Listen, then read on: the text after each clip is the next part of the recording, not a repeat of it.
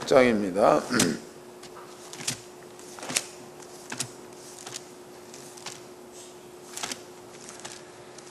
창세기 26장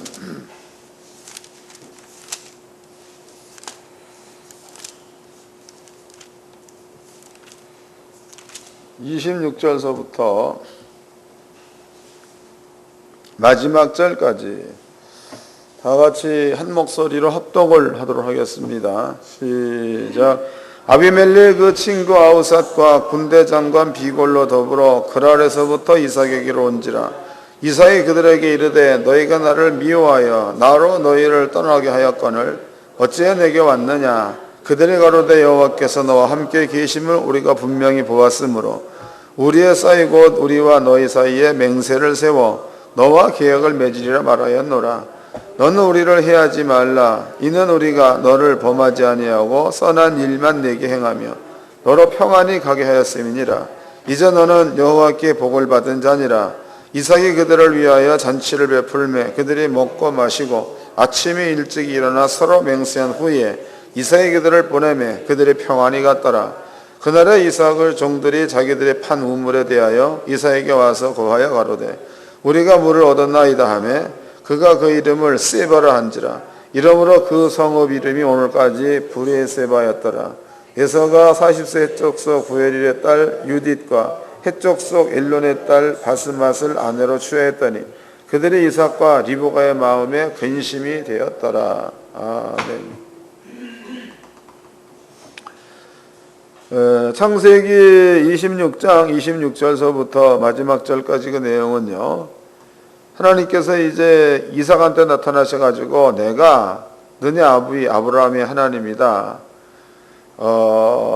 아브라함과 맺은 그 약속을 너와 함께 쓴 너한테 이루어지게 하겠다, 이런 얘기를 하셨습니다. 이 얘기가 끝나고 난 다음에 이제 그 아비멜렉과 이삭과의 그 대화 내용이 여기에 기록되어 있습니다. 오늘 이제 이 말씀을 통해서 목사님들은 그 중심에 뭔가를 한번 이렇게 점검 좀 해봐야 될 시간을 갖도록 합시다.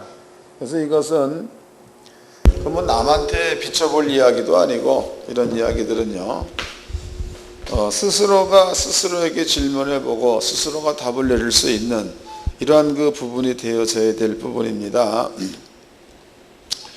창세기 26장을 접어 놓으시고 제가 이제 믿음에 관한 이야기를 좀 해보도록 하겠습니다. 믿음에 관한 이야기도 하고, 믿음이라는 것은 분명히 중요한 거다고. 왜냐하면 성경에 사도 바울이 얘기한 거죠. 의인은 믿음으로 말미암아 살리라, 이런 말을 썼다고. 의인은 믿음으로 말미암아 산다. 그렇다면은요, 이거 하우링을 좀 빼주지. 그렇다면 의인은 믿음으로 말미암아 산다, 이런 말을 썼는데, 이 말의 의미가 그냥 글로 본다면 간단한 이야기입니다. 의인은 믿음으로 산다. 아주 간단한 이야기다. 근데 이 말이 예수를 믿는 성도들입니다. 예수를 믿는 성도들에게는 이 말이 실제적으로 적용되지 않는다면은 이 말을 모르는 거다고. 이 말이 그러나라, 의인은 믿음으로 말미암아 산다, 그러납니다. 근데 이 말이 성도들의 삶 가운데 실제적으로 의인은 믿음으로 사는 그 자체가 적용되어진다면 이게 상관이 없는 건데, 적용되지 않는다면 이게 모르는 말이 되는 겁니다. 그러니까 이것이 적용돼서 아는 사람이 의인은 믿음으로 산다가 자기 입에서 되뇌어진다면 은혜가 되는 건데, 적용되지 않는 사람들이 의인은 믿음으로 산다를 얘기한다면 그냥 성인들의 좋은 말 정도로 끝난다는 거다. 생명이 안 된다는 겁니다. 그러니까 이 믿음이라는 것은 매우 중요한 거다고. 믿음이라는 거, 이것을 이번 시간에는 차근차근 한번 풀어보도록 합시다. 먼저 이제 믿음을 가졌을 때에 하나님께서 허락해 놓은 지경이 어디까지인가를 보자고 믿음을 가졌을 때입니다. 마태복음 21장입니다. 마태복음 21장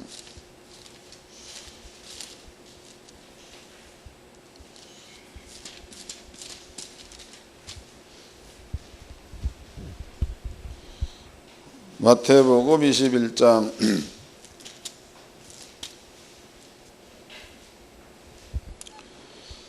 20절서부터 읽겠습니다. 저들이 보고 이상히 여겨 가로되 무화과 나무가 어찌 말랐나이까. 예수께 대답하여 가라사대 내가 진실로 네게 이르노니 만일 너희가 믿음이 있고 의심치 아니하면 이 무화과 나무에게 된 이런 일만 할 뿐 아니라 이 산더러 들려 바다에 던지우라 하여도 될 것이요 너희가 기도할 때 무엇이든지 믿고 구하는 것은 다 받으리라 하시니라 그랬습니다. 이건 예수님이 하신 말씀입니다. 그럼 예수님이 하신 말씀이 어떤 말씀인가? 여러분들은 구약 성경을 보게 되면은요, 이거는 이사야서에 나오는 이야기입니다. 이사야서의 말씀에 보면은 보라 처녀가 잉태의 아들을 낳을 것이니 그 이름을 임마누엘이라 하리라 그랬다고. 처녀가 잉태해서 아들을 낳았는데, 물론 이제 그 아들의 이름은 우리가 예수라고 말합니다. 그 다음에 또 이사야서 9장 말씀에서는요, 거기에는 그 아기의 이름이다고. 그 아기, 처녀가 낳는 아기, 그 아기의 이름이 기묘, 또 모사, 그 다음에 전능자, 그 다음에 영전자, 그 다음에 평강의 왕, 이런 말을 썼다고. 평강의 왕. 그럼 여기에서요, 기묘자여 모사여 전능하신 뒤에 하나님, 영전하시는 아버지, 평강의 왕이라 할 것임이니라 그랬으니까 그 아기의 이름이 예수입니다. 그 아기의 이름 속에는 이 모든 것들이 다 들어가 있다는 거다. 예수라는 이름 가운데는 기묘가 들어가 있는 거고, 모사가 들어가 있는 거고, 전능하신 하나님이 들어가 있는 거고, 영존하신 아버지가 들어가 있는 거고, 평강의 왕이 들어가 있다는 겁니다. 이거 이사야가 한 말이죠.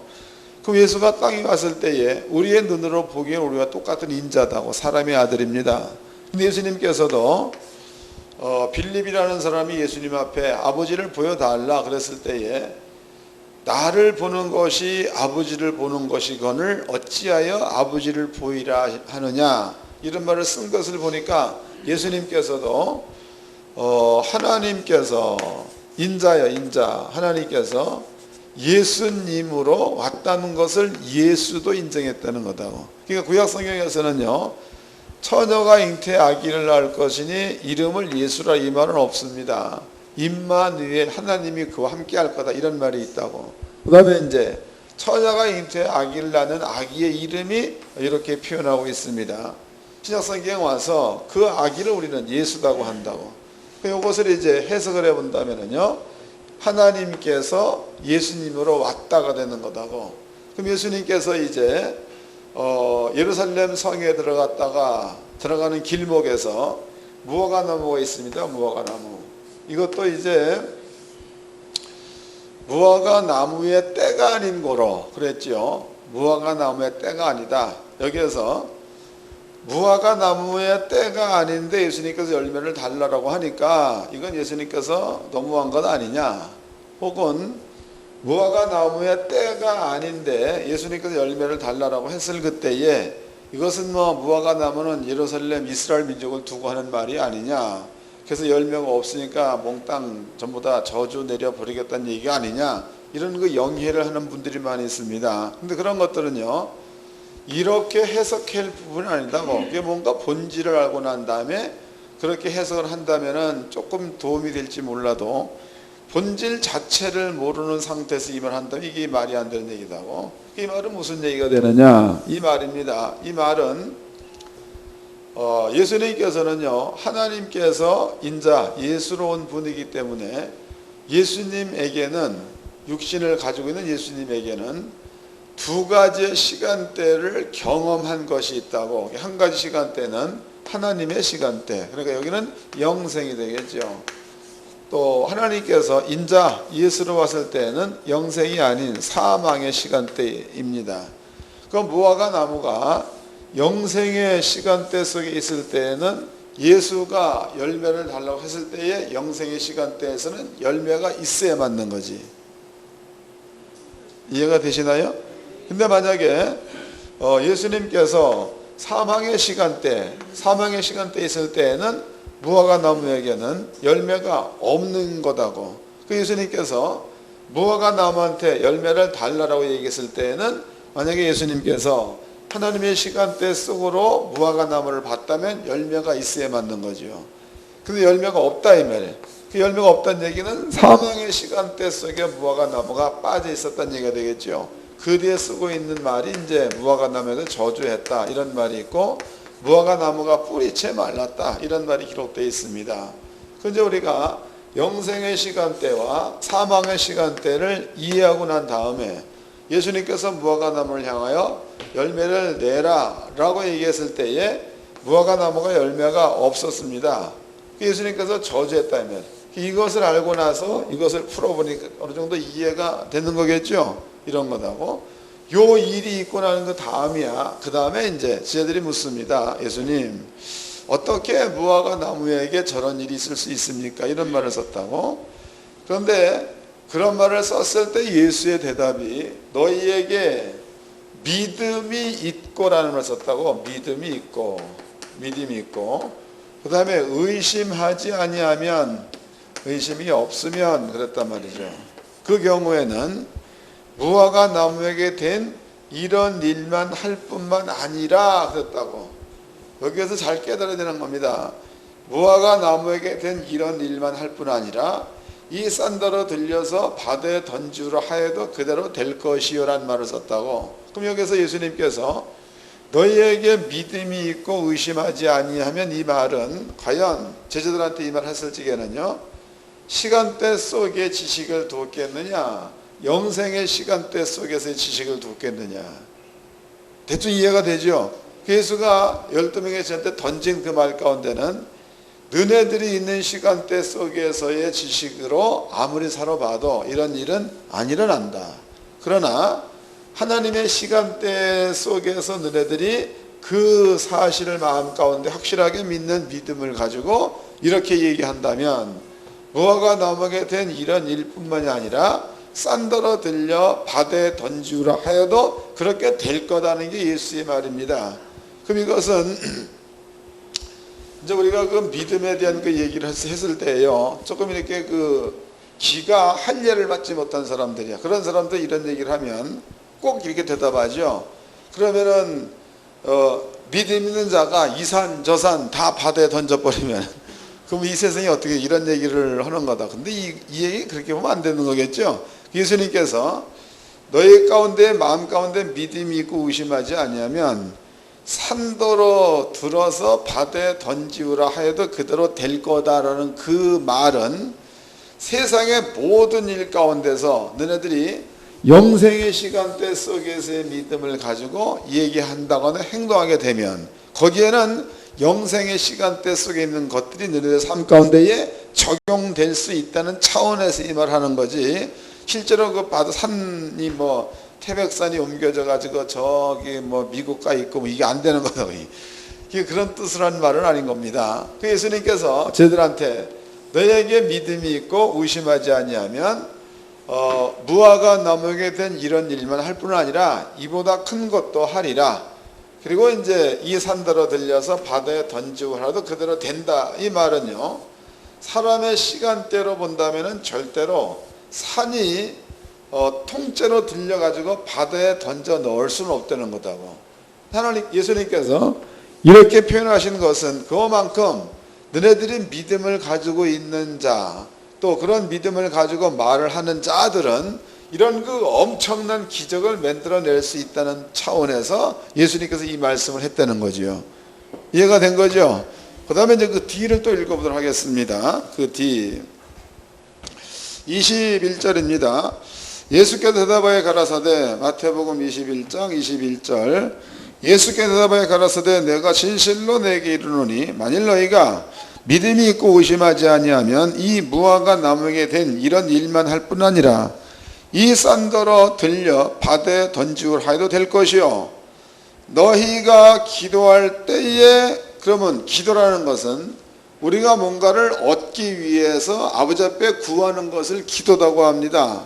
기도라는 것은 다시 읽겠습니다. 22절 너희가 기도할 때 무엇이든지 믿고 구하는 것은 다 받으리라 그랬습니다. 그럼 여기에서 우리가 이제 아버지 앞에 기도합니다. 기도할 때에 너희가 믿고 그랬다고 믿고 그 믿고라는 그 말은 예수님께서 가지고 계셨던 요 믿음을 가지고 사망세기에 무화과 나무를 향해서 명령했더니 저주를 받은 것처럼 너희 마음 가운데에 하나님의 나라의 세계에서 일어날 만한 일들을 전부 다 마음껏의 믿음으로 가지고 그 믿음으로 너네들이 기도하게 되면 기도의 내용이 어떠하든지 간에 그 기도의 내용이 몽땅 다 그대로 된다는 이야기죠. 거기에 대한 비유로 산더러 들려서 바다에 던지러도 될 거다. 이것처럼 된다는 거다고. 감이 잡혔을 줄로 믿습니다. 그러니까 의인은 믿음으로 살리라 해서 그 말 가운데는요. 의인이 갖고 있는 그 믿음의 세계는 이 정도의 것들이 그 가운데 들어가 있다는 거다.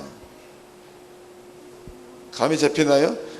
근데 만약에 우리가 이런 것들을 이해를 하고 이게 믿음으로 산다는 얘기 이런 뜻이구나. 이해를 하고 의인은 믿음으로 산다. 이런 말을 쓴다면 어느 정도 이해가 되는 말이다고. 그런데 의인은 믿음으로 산다해서 그 믿음의 세계에서 어떠한 일이 일어날 수 있는가의 내용은 잘 모르고 이 말을 쓴다면 이것은 울리는 갱가리밖에 되지 않는 얘기지. 아무 때도 쓸모없는 말이다. 이 말은요. 자, 그 다음에 이제 한 문제를 또 찾아보도록 하겠습니다. 믿음을 얻는 방법이라고 얻는 방법. 베드로전서입니다.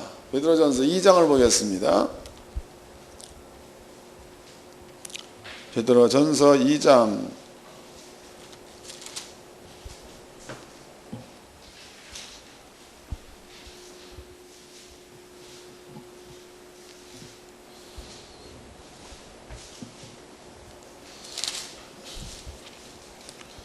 22절서부터 읽겠습니다. 베드로전서 2장 22절 저는 죄를 범치 아니하시고 그 입에 괴사도 없으시며 욕을 받으시되 대신 욕하지 아니하시고 고난을 받으시되 위협하지 아니하시고 오직 공의로 심판하시는 저에게 부탁하시며 24절 친히 나무에 달려 그 몸으로 우리 죄를 담당하셨으니 그럼 이것은 예수님께서 십자가에 달려 돌아가실 때 완성시켜 놓은 일들을 얘기하는 거다고. 친히 나무에 달려 우리 죄를 담당하셨으니 이는 우리로 죄에 대하여 죽고 의에 대하여 살게 하려 하심이니라. 그러니까 죄에 대해서는 죽었다는 겁니다. 그 다음에 의에 대해서는 살았다 그랬다. 의에 대해 살았다. 그러면은 성경에서 얘기하고 있는 의라는 것은 뭐냐? 이 의라는 것은요. 물론 이제 의라는 것은 그냥 우리들이 살고 있는 세상에서의 의 그러면 어떤 정의라고 볼 수 있는 거겠죠. 근데 성경에서 말하고 있는 그 의라는 그 얘기는 정의의 차원을 넘어선 거다고. 그 정의의 차원에서 넘어선 그것을 우리는 율법을 얘기하죠. 율법이 하나님의 의가 되는 겁니다. 그 다음에 그 율법 뒤에 또 하나님께서 세워놓은 게 있습니다. 성경에는 율례와 규례라는 말이 있죠. 율례와 규례와 법도란 말을 썼다고. 그 율법 뒤에 아버지가 또 주신 말이 이제 규례가 되는 건데요. 그 규례라는 것 가운데서 하나님 말씀에 순종한다. 그러면은 순종하는 자한테는 복이 온다고 그랬습니다. 그 복은 들어가도 복, 나가도 복, 떡 받는 그릇이 복, 이게 되는 거다고. 또 말씀에 불순종한다. 그러면은 불순종하는 자한테는 저주가 온다 그랬습니다. 그 저주는 들어가도 저주, 나가도 저주, 떡 받는 그릇이 저주를 받고 그랬단 말이에요. 그럼 이제 사도 베드로가 얘기할 적에 죄에 대하여 죽고 그랬다고. 죄에 대하여 죽고 그 다음에 의에 대해서는 산다라는 말을 썼습니다. 그럼 여기서 의에 대해서 의에 대해서 산다는 그 말은 이런 모든 하나님이 세워놓은 규례 안에서 산다라는 뜻이 되는 거다. 하나님이 세워놓으신 규례 안에서 산다. 그럼 만약에 이제 율법을 하나님께로부터 받은 자입니다. 율법을 받은 자가 하나님 말 순종한다라면 순종했을 때에 하나님께서 명령해 놓으신 복의 모든 일들이 그 사람한테 나타났어. 그러면 그 사람은 의로 사는 자가 되는 거다. 감이 잡히나요? 그 사람은 의로 사는 자, 의로. 가령 의로 산다는 그 말 가운데서 성경에서는 들어가도 복 나가도 복 똑바로 복을 받는다. 이 복은 말씀에 순종할 때 그런 복을 반달했습니다. 그리고 또 의로 사는 사람 가운데서는 6년, 7년, 8년 얘기가 되어 있다고. 이제 7년째 되는 그 해는 안식년을 말합니다. 6년 때는 안식년을 준비하는 해다고.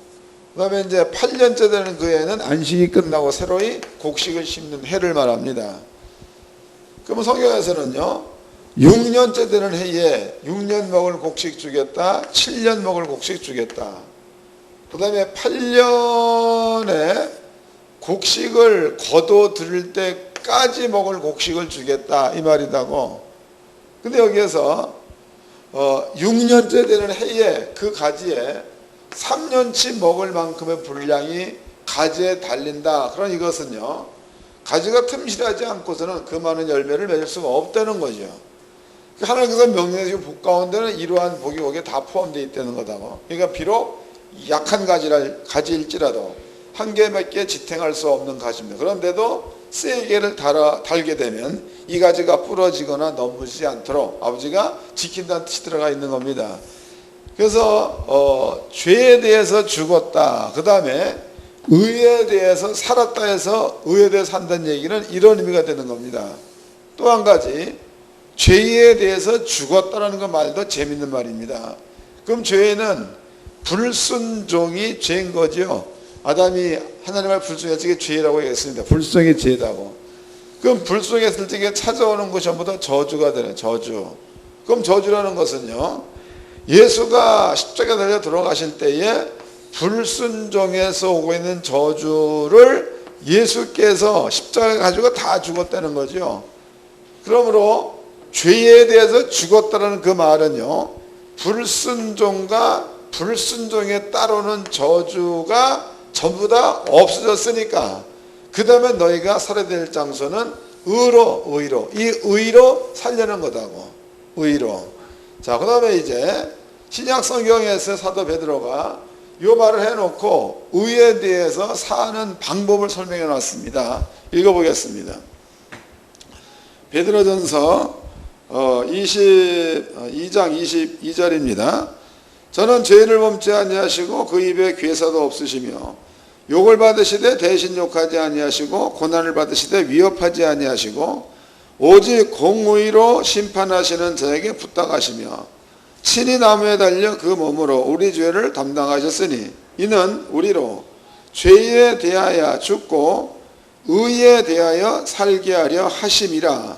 그게 죄에 대해서는 죽었다, 의에 대해서는 살았다. 의가 뭐냐? 저가 채찍에 맞음으로 너희는 남을 얻었나니가 의라는 거다고. 그러니까 그 의 안에서 살 수 있도록 예수께서 만들어 놓으셨다, 이런 뜻이 되는 겁니다. 이해가 되신 거죠? 그럼 하나님께서 이제 예수를 믿는 우리들은 죄에 대해서는 죽은 자요, 의에 대해서는 산 자인데, 그 의가 뭐냐? 저가 채찍에 맞음으로 너희는 남을 얻었나니, 이게 우리가 들어가 살아야 될 의라는 거다고. 물론 이것은요, 베드로가 요 말만 여기에 기록해 놓은 거지, 이 안에는 부도 여기에 들어가 있는 거고, 이 안에는 시험을 이기는 것 들어가 있는 거고, 이 안에는 형제를 사랑하라도 들어가 있는 거고, 원수를 용서라는 말도 들어가 있는 거지. 여기에는 오른밤 되면 왼밤도 돌려대라, 이런 얘기가 다 포함되어 있는 겁니다. 때문에 그리스도인들이 의로 말미암아 살리라 해서 그 의라는 것은 주님께서 만들어 놓으신 요 법칙이야. 요 법칙 가운데 살리는 거다고. 또 한 가지, 요 법칙 가운데 들어가 살게 되면 그때서부터는 하나님이 해놓으신 이뤄놓으신 의를 존재로 만들어내는 영이 있다는 것하고 요 모든 의의 말씀 가운데는 그 영들이 전부 다 있다는 겁니다. 그 영을 그 시편 103편 말씀에서는요, 하나님의 말씀을 이루는 너희의 천군 그랬죠.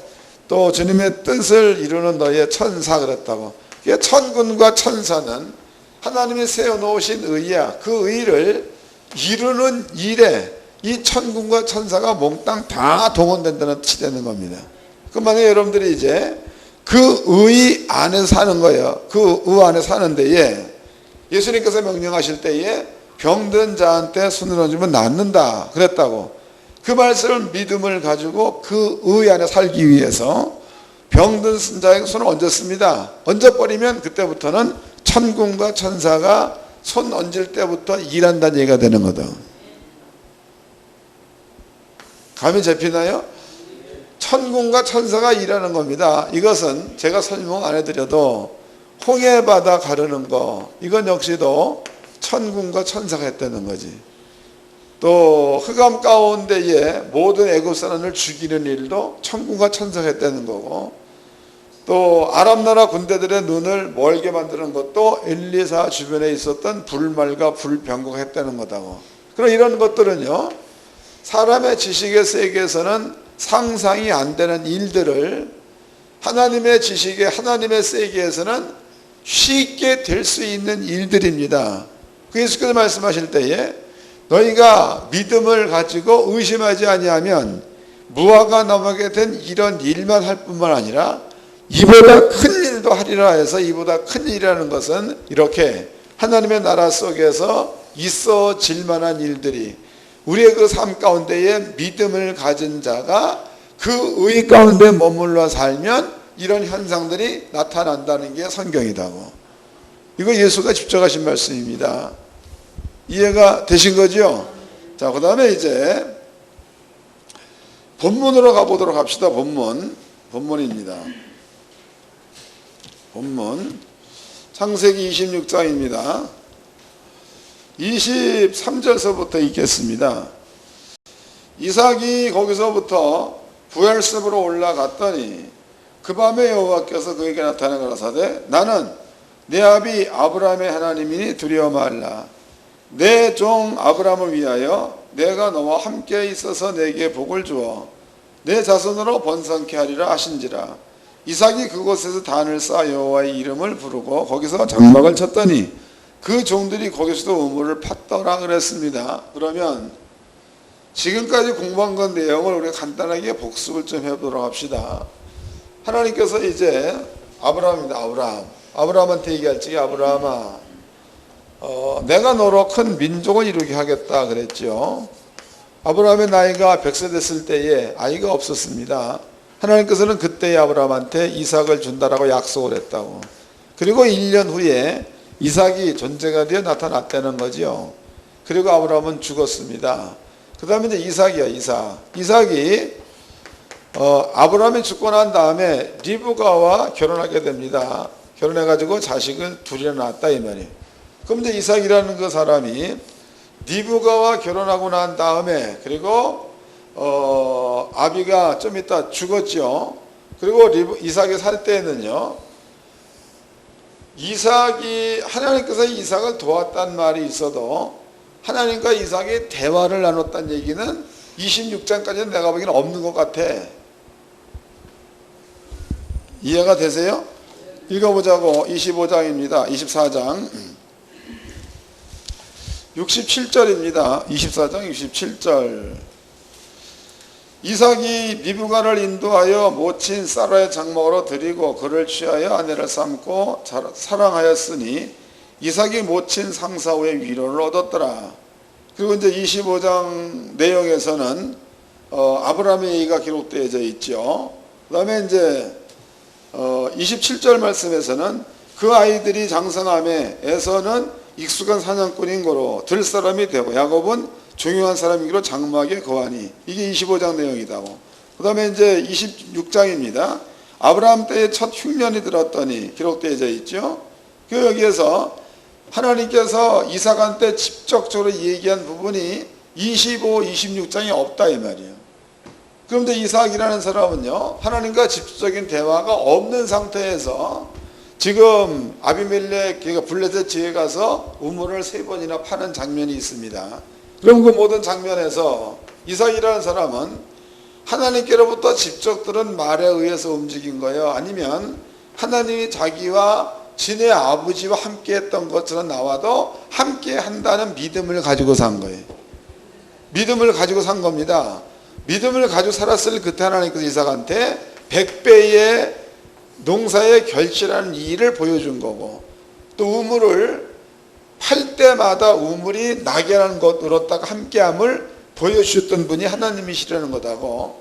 그리고 이제 26장 26절 말씀에 그때 이제 비로소 얘기하죠. 이삭, 내가 너네 아버지 아브라함과 함께 있었던 것처럼 내가 너와 함께 있어가지고 너네 아비 아브라함과 도는 맺은 약속을 너와 함께 내가 이루어 가겠다, 이렇게 이제 나타나셨다는 겁니다. 그러면 이 이야기를 오늘날 우리한테 한번 그대로 접목 좀 시켜보도록 합시다. 이 이야기를 우리는 기도하면 지금 응답 된다는 양반이 있다고.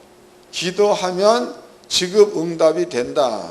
물론 이제 이 말이 구약 성경에서도 제가 보기에는 잘 안 맞는 말 같아, 이 말이. 근데 억지로 맞춘다면 구약에는 이럴 수 있는 거다고. 구약시도 이 말은 안 맞는 말입니다. 엄격히 따지고 보면. 왜냐하면 하나님께서 우리한테 율법을 주고 순종하는 자와 불순종하는 자는 복이라는 것과 저주라는 것을 여기에 이미 율례와 규례와 법도로 깔아놨다는 거다. 그러니까 구약 성경에서의 이스라엘 민족은요, 이 하나님의 율법 가운데만 머물러 있으면 사람들의 기도해서 기도할 만한 내용들이 이 가운데 다 들어가 있어요. 뭔 말인지 아시나? 다시 한번 설명하겠습니다. 가령 며느리를 얻고 싶어. 며느리. 그 며느리를 좋은 며느리를 달라라고 기도하기 이전에 하나님의 율례와 규례와 법도 가운데 머물러 있으면, 성경대로라면 네 자식이 복을 받고란 말이 있잖아. 신명기서에 읽어보겠습니다. 신명기서 28장입니다.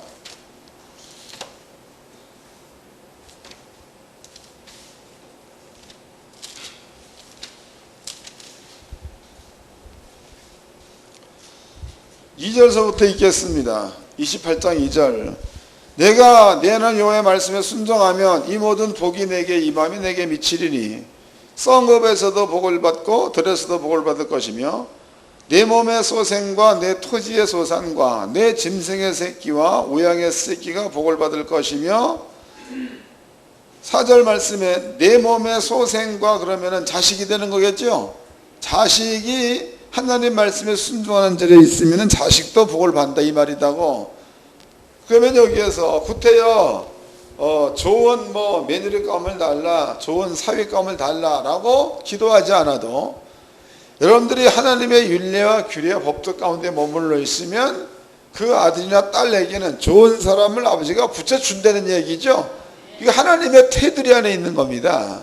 그러니까 만약에 또 이제 돈이 없다, 이건 역시도 달라 할 게 아니고 하나님의 법도 가운데 머물러 있으면 네 우양의 새끼가 복을 받고 들어가도 복, 들이 어때? 복을 했으니까 말씀에 순종하는 자리에 머물러 있으면 돈은 그냥 오게 돼 있다는 거고. 그러니까 땅에 살면서 우리가 기도해야 될 내용들은요, 율법으로 본다면 이 안에 다 포함되어 있어. 다. 그러니까 구태 여러분들이 하나님 말씀에 순종하는 자리에 머물러 있으면 무엇을 달라라고 할 만한 기도가 할 게 없다는 거야. 이해되는 겁니까? 근데 만약에 하나님 말씀에 불순종하는 자리에 가 있으면은 들어가도 저주 나가도 저주, 떡받지 우리 저주를 받으려 했으니까 저주 받는 자리에는 필요한 게 많은 거예요. 저주 받는 자리는 우리가 필요한 게 없는 자리니까 그때는 필요한 게 많게 되는 겁니다. 그렇게 됐을 때에는 기도가 필요한 거예요. 그런데 그런 기도한다고 해도 본질이 바뀌지 않는다면 응답이 오나요? 이해가 되세요? 그게 구약성경에도 엄격하게 따지고 본다면은요, 기도라는 거예요, 기도. 이 기도라는 게 구약성경에서도 그렇게 말씀, 율법을 지키는 자리에 머물러 이러한 자한테는 무엇을 달라고 기도할 만한 내용이 없다는 겁니다. 근데 반대로 이제 기도할 때에 하나님의 은혜 가운데 들어가 사는 사람들은 하나님 앞에 감사한다는 말은 자주 나오게 돼 있어. 애들을 장가 보내야 되겠다. 그런데 어느 순간 보니까 아주 마음에 딱 드는 아이가 와 있어. 그러면 감사할 말만 나오는 거 아니에요. 또 뭘 해야 돼? 어느 순간 보니까 내게 딱 와 있어. 감사할 마음만 나오게 돼 있는 거죠. 여러분들이 그 시편을 읽어보세요. 시편. 그럼 이건 다윗이 쓴 글이 많다 이 말이에요. 거기에 보면은요, 거의가 다 감사해, 감사. 거의 다 감사해. 또 만약에 대적한테 빠져 있었다. 여기에도 믿음에 대한 이야기가 많이 있는 거지. 이걸 갖다 뭐 아버지가 뭐 어떻게 하다 이런 얘기가 없다고. 내가 나그네 된 세상에서 하나님의 율례와 규례와 법도를 지킨 그것이 나의 소유인이다 그랬단 말이에요. 또 하나님이여 내 원수가 나를 조롱하지 못하도록 하나님께서 잠잠하지 마시고 빨리 일어나셔가지고 내 원수를 몰아내 주옵소서. 이런 얘기들도 하나님 말 순종한 자에 머물러 있으면 너희 대적이 한 길로 치러 7길로 도망하게 되어 있는데 치러 가가지고 괴롭히고 있으면 이 말이 이루어지기를 바라는 마음으로 지금 다윗이라는 사람이 이런 시를 썼다는 거다. 때문에 구약 성경에서 여러분들이 내가 무언가 필요로 하는 것을 하나님 앞에 구할 만한 기도의 내용이 율법 안에 있는 사람들한테는 그 기도의 내용이 없는 게 당연한 거다고. 율법을 지키는 자 안에는요. 그렇지만은 율법을 지키지 않는 자에게는 달라는 게 많아.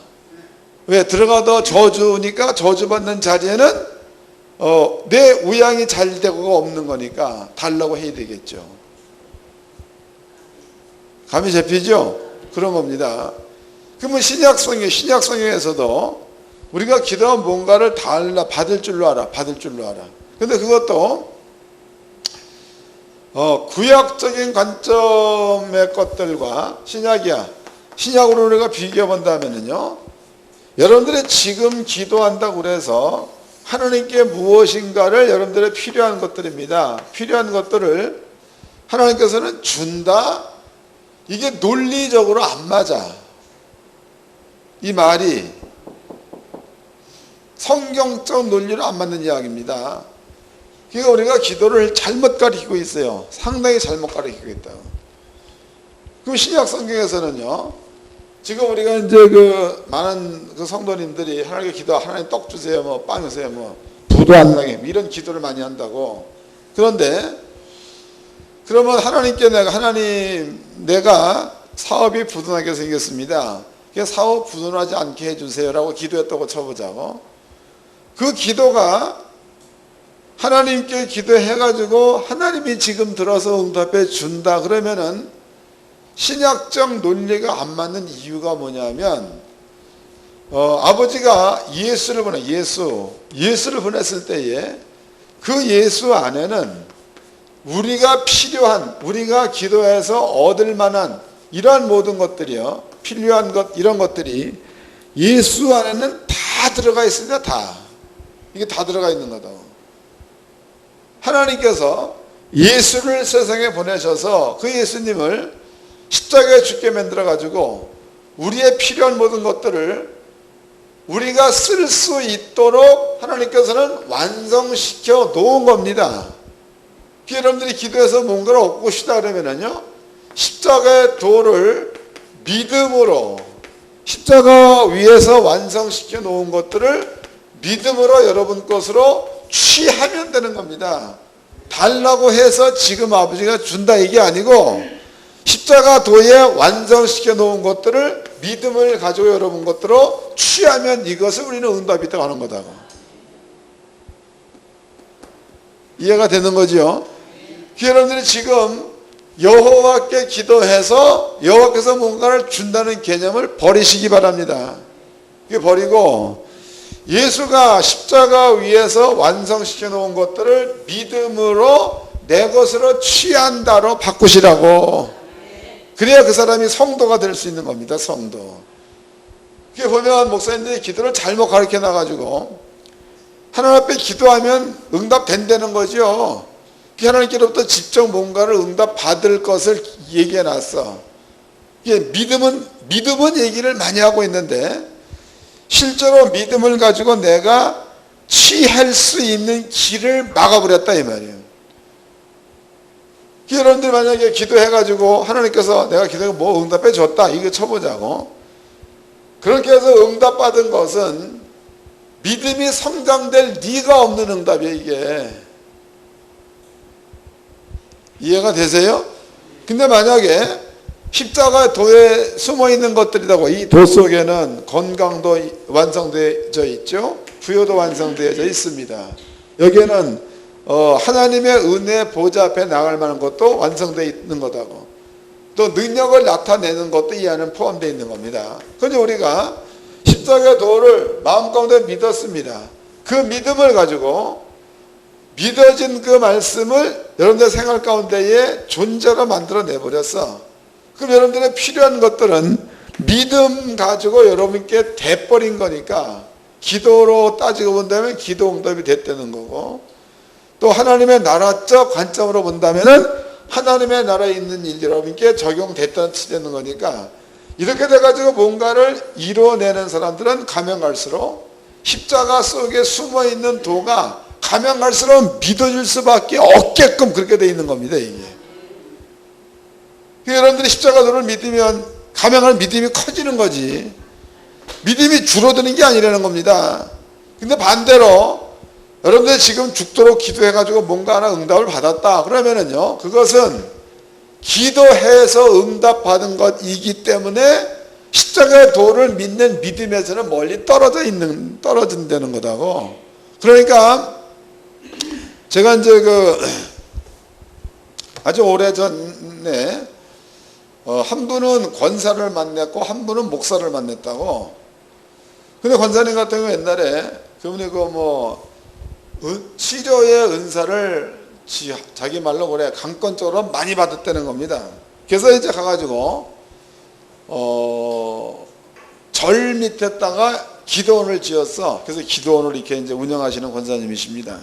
근데 그 양반은 자기가 원장으로 있으면서 이제 그 목사님이나 혹은 또 전도사님들이나 이런 사람들을 그 기도원을 이제 이렇게 해나갈 수 있도록 갖다 놨다 이 말이에요. 근데 그 양반이 하는 얘기가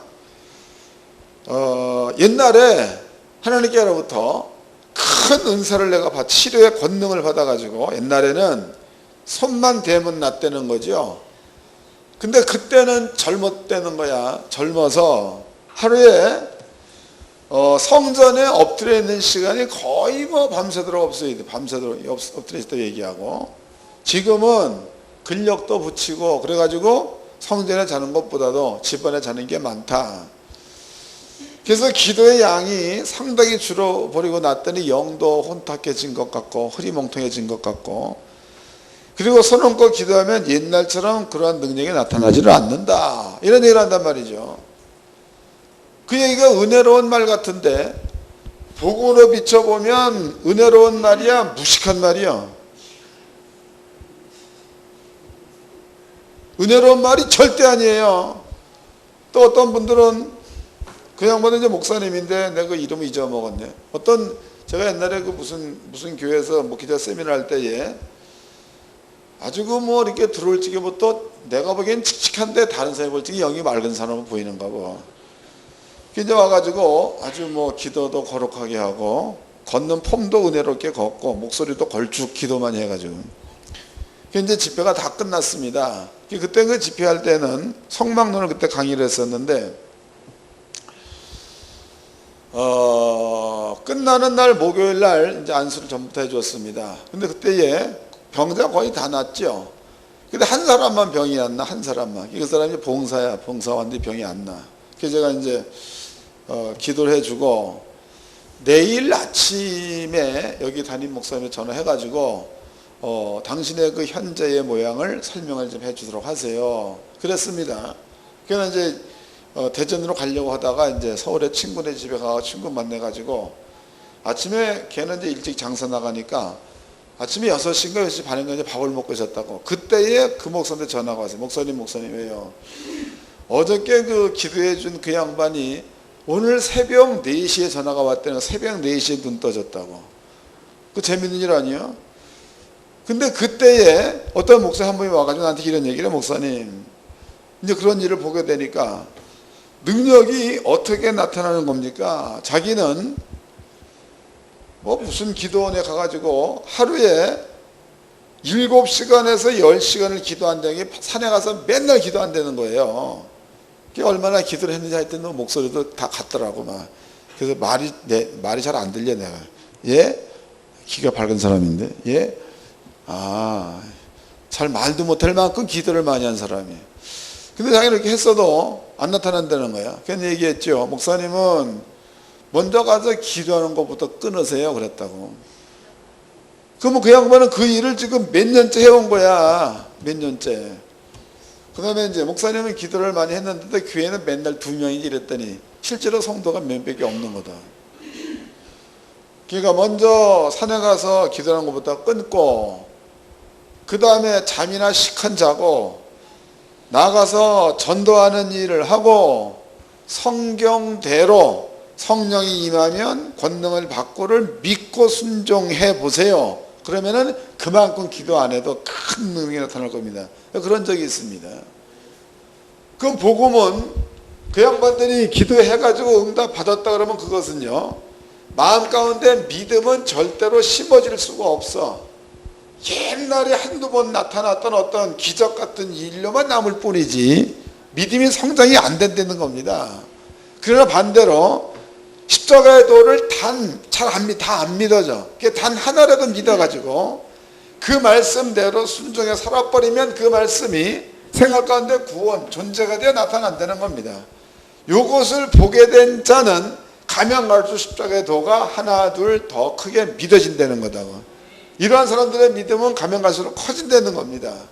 그래서 사도 바울이 얘기하기를 의인은 믿음으로 살리라 해서 그 믿음이라는 그것은요, 하나님께서 예수를 땅에 보냈을 때 이미 누구든지 다 믿음만 가지면 원하는 것들을 취할 수 있도록 다 만들어 놓은 겁니다.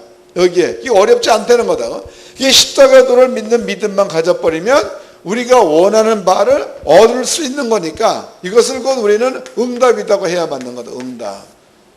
이게 기도라는 것은요, 하나님께 기대서 뭔가를 받는다 이 개념을 좀 뜯어 고쳐가지고 십자가의 도를 먼저 마음속에 믿어서 믿어진 그 말씀이 생활 가운데에 존재가 되어 나타나게 만드는 이러한 가운데 머물러 있으면 그 사람은 기도를 할 줄 아는 자요. 기도 안 하고 믿음을 가지고 다녀도 그 자체가 아버지 앞에는 하나님의 약속의 말씀이 이루어지는 것을 보채는 게 되는 거니까 그게 기도라는 거야. 이해가 되시는 겁니까? 가령 이제 다 알아들으셨겠지만은 고등학교 이제 성장이 다 된 거다고. 3학년 되면 19살 되는 거니까. 근데 한 아버지가 아들한테 얘야, 내가 너한테 기타 이런 거 막 전자기타 250만 원짜리 그거 사줄게 그랬어. 그럼 얘는 이제 그 사줄게라는 그 말에 대한 기대를 품고 있다가 지네 아버지가 오늘 돼도 안 하고 내일 돼도 얘기 없습니다. 그 아버지 앞에 아버지 기타, 그 아버지는 얘기 안 해도 제가 뭘 말하는지 알아. 그 다음에 만약에 아버지가 이 아들놈이 아버지 보는 앞에서 그냥 잘 가다가 그냥 깡통 그냥 디디다 차가지고 다른 벽을 깼다고 쳐보자가 유리창을 깼다고 쳐보자. 그럼 그 행동 가운데는 아버지는 얘가 왜 이러는지를 알잖아. 다른 놈 앞에서는 깡통을 안 차. 왜 내 앞에 차냐 이거예요. 뭐 때문에 차는 거예요? 그 속에 약속이 있는데 그 약속을 안 지키니까 차는 거 아니에요. 아버지는 안다고. 여러분들이 십자가의 도를 마음가운데 믿는 믿음을 가지고 여러분들이 땅에서 그냥 살면 그 자체가 어차피 기도가 된다는 거야. 이해를 좀 잘 하시기 바랍니다. 그리고 여러분들이 또 가가지고 교회 안에 와서 이런 그 약속의 말씀을 붙들고 하나님, 그 여호사밧 기도가 그 기도 아닙니까? 가나안 땅 우리한테 준 땅 아닙니까? 아버지가 준 땅, 그 땅에 지금 모압이 쳐들어오고 암몬이 쳐들어오고 막 그랬는데 그 당시에 우리 선조들이 얘네들을 죽이려고 할 때 아버지가 막은 것 아닙니까? 근데 아버지가 얘네들을 다시 쳐들어오게 만다면 이거 뭐 도대체 말이 되는 겁니까? 이 기도가 여호사밧 기도다고. 금식을 한다, 작정을 한다, 이런 부분들도 여러분들이 이런 그 믿음을 가지고 말씀에 의존해서 엎드려서 여러분들이 금식한다 그러면 진짜로 하나님의 보좌를 흔드는 기도가 되는 거겠죠.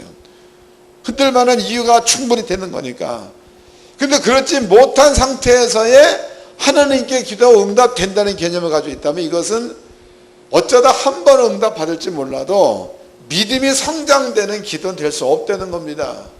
이게 성경에서 의인은 믿음으로 살이라는 그 말을 잘 우리가 한번 연구해 본다면요, 하나님께서는 우리가 기도하는 그 모든 내용을 지금 응답해 줄 수가 없는 분이야.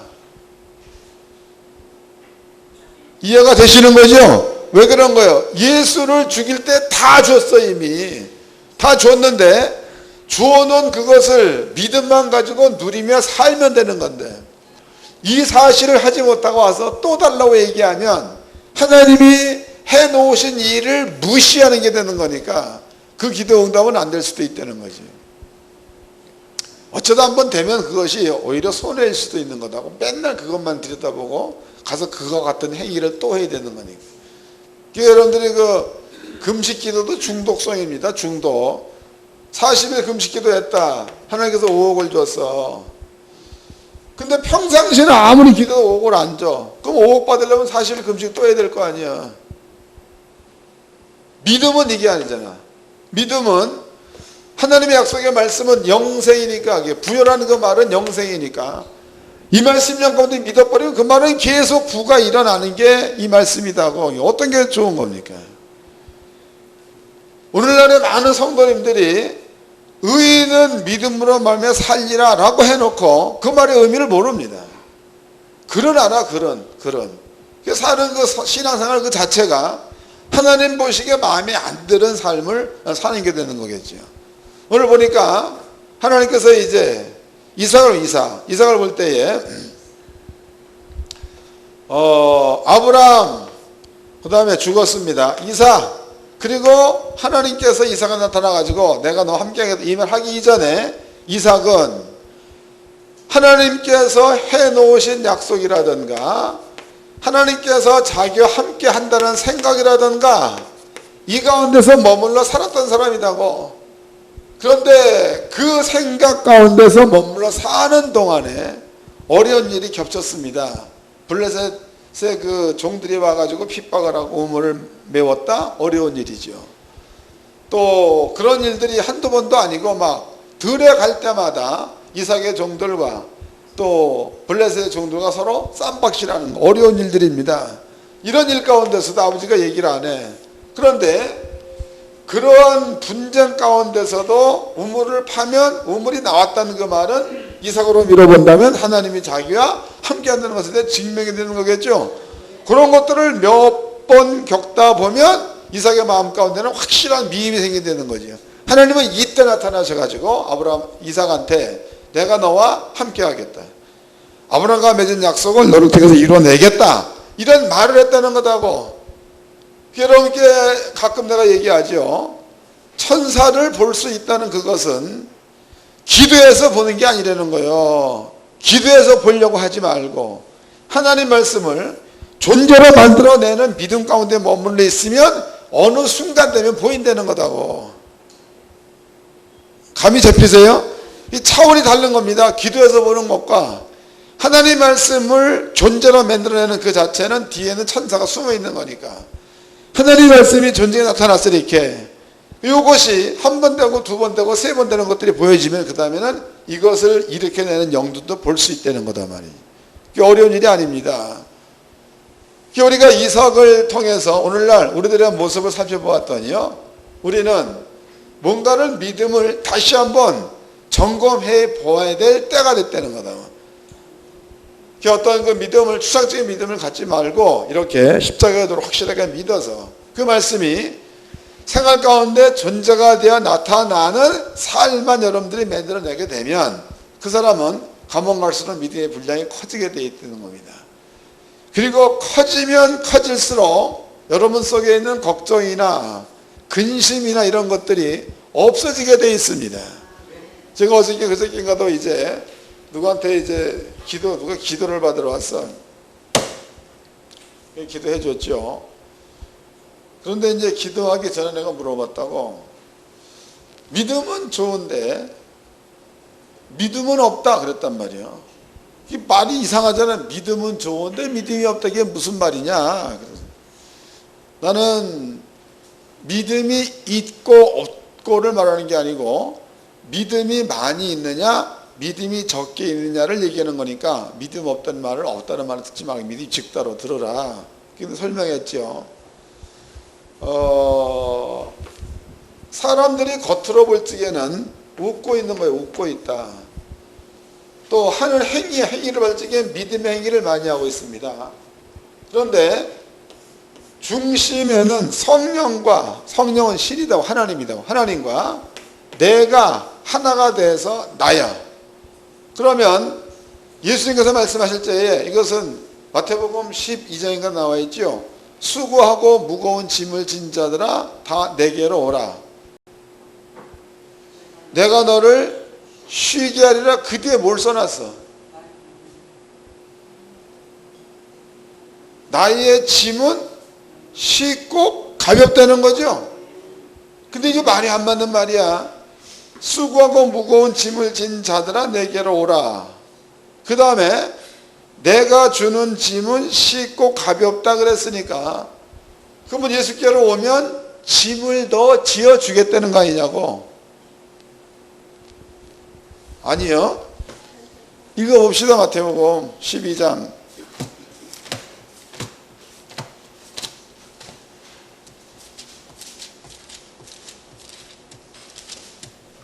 11장이네.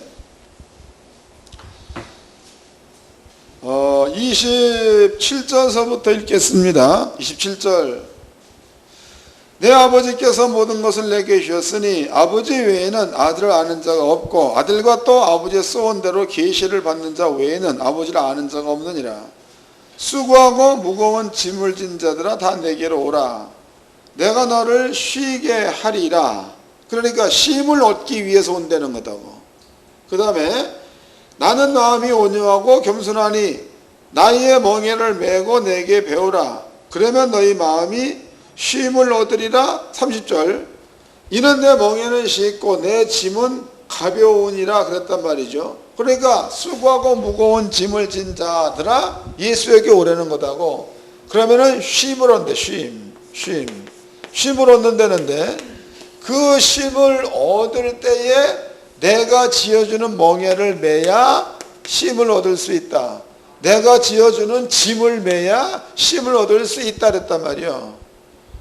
그러면은 멍에와 짐이 쉼이 될 수는 없다는 겁니다.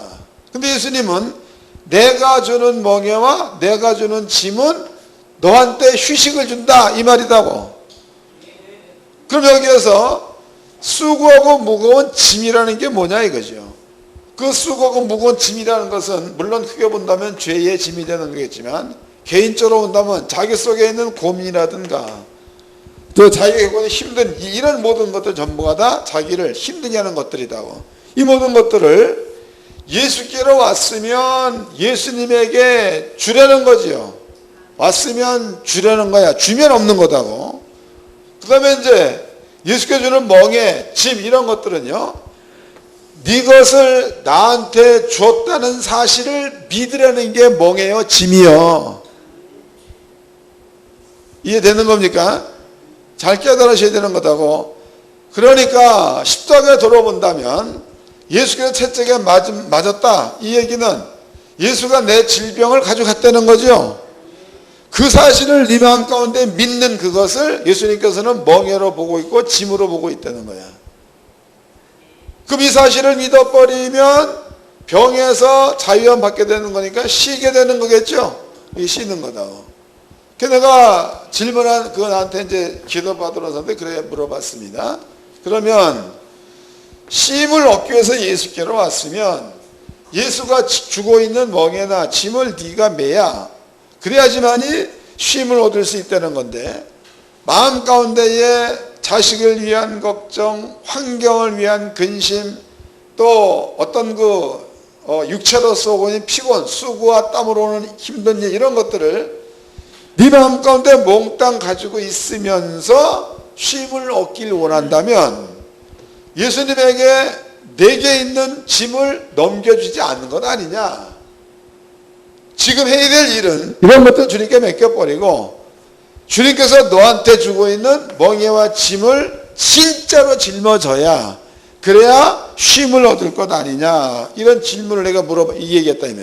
그때 그 양반 얘기가 어떻게 그 목사님은 나랑 같이 생활해 보지도 않았는데 그런 말을 할 수 있습니까? 이래 물어봐. 난 다 보인다 그러고 말았다고. 근데 기도합시다. 기도했다. 기도하는 그 순간에 마음에 이제 뭔가 깨달음이 있는 거지요. 그러니까 영이라는 것은, 영은 귀신 같잖아. 영은 그 사람의 그 마음 상태를 보는 거다. 그 상태를 보고 그걸 잡는 거니까. 그래서 손을 얹었습니다. 손을 얹자마자 귀신이 톡 튀어나오잖아요. 마음에 깨달음이 있으니까. 그리고 이제 기도해 줬더니, 그리고 아픈데 한번 움직여봐라 그랬더니 금방 괜찮다는 거예요. 얼마나 재밌는 이야기예요. 의인은 믿음으로 살리라가 매우 중요한 거다고. 이게 목사님들은요 설명된 내용들을 다 한번 적어 보시고 다른 사람들한테 맞추려고 하는 것보다 먼저 나 자신이 먼저 이런 것들을 점검해 봐야 될 줄로 믿습니다. 그리고 주님께 맡겼으면 목사님의 마음 가운데는 평강이 있어야 맞아. 평강이 없으면 안 되는 겁니다. 그리고 목사님들의 마음 가운데는요 평강이 있다는 얘기는 판단도 없는 게 좋을 것 같아. 내 생각에는 내게 있는 이게 맡겼다 그러면은요